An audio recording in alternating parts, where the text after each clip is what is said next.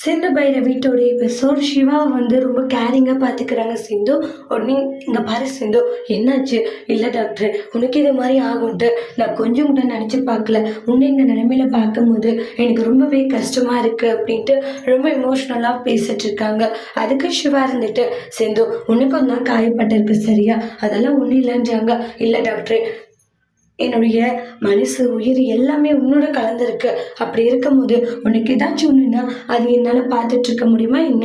உனக்கு ஏதாச்சும் ஒன்றுன்னா அது என்னால் தாங்கவும் முடியாது அப்படின்ட்டுலாம் சிந்து சொல்கிறாங்க. அதை கேட்ட உடனே சிவா இருந்துட்டு, சிந்து நம்ம மேலே எந்த அளவுக்கு பாசமும் அன்பும் வச்சிருக்காளா, அது நினச்சா ரொம்பவே சந்தோஷமாக இருக்குது அப்படின்ட்டு சிவா நினச்சி ரொம்ப ரொம்ப பெருமைப்பட்டுக்கிட்டு இருக்காங்க. அதுக்கப்புறமா பேசி முடிச்சுட்டு, சரி டாக்டர் நீ தூங்க, கரண்ட் வேறு போயிடுச்சு, நான் போயிட்டு விளக்கு எடுத்துட்டு வரேன்னு சொல்லிட்டு விளக்கு எடுத்துட்டு வரேங்க.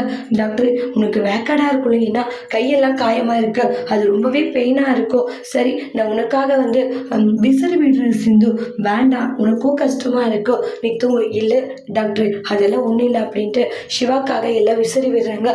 சிந்து அந்த அளவுக்கு செய்யறதை நினச்சி சிவாக்கே ஒரு விதத்தில் அவ்வளோ சந்தோஷமாக இருக்கு. அப்புறம் பைரவி சாமி கும்பிடுவாங்க. ஆறுமுகமும் வராங்க. சாமி கும்பிட்டு முடிச்சதும் ஆறுமுகம் பைரவி பார்த்து சிரிக்கிறாங்க. ஆனால் பைரவி கோவப்படுவாங்க. அப்புறம் அன்னபூரணி உள்ள போனதும், அம்மா இப்போ எப்படி இருக்கு உனக்கு இரும்பல், பரவாயில்லையான்னு வாங்க பைரவி முறைச்சிட்டு போறாங்க. இவ எப்பவுமே முறைச்சிக்கிட்டு தான் இருக்காளே தவிர சிரிக்கவே மாட்டேங்கிறா. ஆனால் முறைச்சாலையும் பைரவி கியூட்டா தான் இருக்கா அப்படின்ட்டு ஆறுமுகம் ரசிச்சுட்டு இருக்காங்க. அப்புறமாட்டி பைரவி போயிட்டாளா, சரி பைரவிக்கு இந்த பூவை வச்சு விட்டுரு. அம்மா நானா வேண்டாமா, டேய் சொல்றத மட்டும் செய்யுன்றாங்க. அம்மா பத்திரக்காளி ஆடணுமா, அதெல்லாம் ஒன்றும் ஆட மாட்டா, முதல்ல போயிட்டு பூவை வச்சு விட்டு. சரி ஓகேம்மா அப்படின்ட்டு அங்கேருந்து கிளம்பி போகிறாங்க.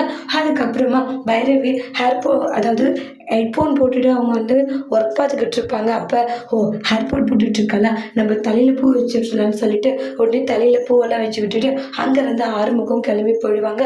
கொஞ்ச நேரம் கழிச்சு பைரவி, தலையில் பூ எப்படி வந்துச்சு, நான் வச்சுக்கிட்ட மாதிரி தெரியல அப்படின்ட்டு அது ஒரு ரொம்ப சீரியஸாக எடுத்துக்காம அது ஒரு கேஷுவலாக எடுத்துக்கிறாங்க பைரவி. அதுக்கப்புறமா இந்த இடத்துல சிவா பார்க்குறாங்க. விடிய விடிய விசிறிட்டே இருப்பாங்க. அதை பார்த்து, சிந்து நீ விடிய விடிய தூங்கல டாக்டர், அதெல்லாம் ஒன்றும் இல்லை, ஏன்னா கரண்ட் வரல, சரி உனக்காக டீ போட்டு எடுத்துகிட்டு வரேன். சிந்து என்ன டாக்டர் ஒன்றும் இல்லைன்னு வாங்க. சிந்துவை நினச்சி பெருமைப்படுறாங்க. அப்புறம் அவங்களுடைய ஹாஸ்பிட்டலில் ஒர்க் பண்ணுறவங்களுக்கு கால் பண்ணிக்கிட்டே இருக்காங்க சிவா. அவங்களுக்கு கண்டுபிடிச்சா இது என்ன மிஸ்டேக்குன்றதை கண்டுபிடிச்சலான்னு வாங்க. ஆனால் அவங்க பயந்துட்டு ஃபோன் எடுக்கிறதுல எல்லாத்துக்கும் காரணம் ஸ்னேகா மேடம், எப்படி நான் சொல்லுவேன்னு வாங்க. நேராக அவங்களோட வீட்டுக்கு போய் விசாரிக்கும் போது எல்லாத்துக்கும் காரணம் ஸ்னேகா அப்படின்னுருவாங்க. சிவா கேட்டு ஷாக் ஆகுறாங்க. ஹாஸ்பிட்டல் போயிட்டு ஸ்னேகாவை தேடுறாங்க. ஃபோன் கால் பண்ணுறாங்க, எடுக்கிறதுல. அப்புறம் சிசிடிவி ஃபுட்டேஜ் செக் பண்ணி பார்க்கலான்ட்டு செக் பண்ணால் எல்லாத்துக்கும் காரணம் அப்படி ஸ்னேகான்றது தெரிய வருது. சிவா ஷாக் ஆகுறாங்க. அதோட இந்த எபிசோட் முடிச்சிருக்காங்க. தேங்க்யூ.